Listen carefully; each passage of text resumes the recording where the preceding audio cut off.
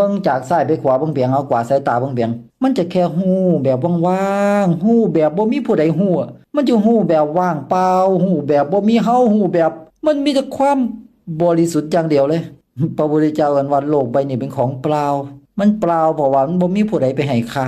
เนี่ยจะว่าไปแล้วมันมีแต่ฮู้ซื่อๆแต่ว่าที่ฮู้อยู่นี่มันบ่แม่นเฮาฮู้นะมันเป็นอาการของจิตที่มันรู้ด้วยธรรมชาติของมันเองเฮาอยู่ไสให้จิตตอบจิตผู้ใดตอบก็เนาะปึ้งน้ำตาไหลให้หลุดออกมาจะเบาลงสังเกตนะพวกเฮาทุกคน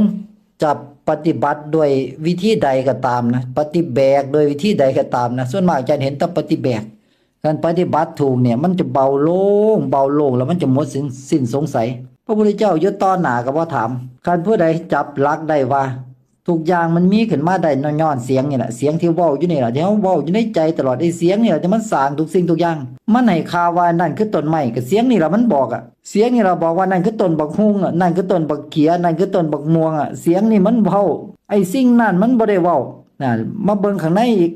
ไอ้ขาเนี่ยมันบ่ได้เว้าว่าเป็นขาเด้ลองจับเบิ่งเพียงมันมีแต่รู้ลองจับเบิ่งเพียงมันจะรู้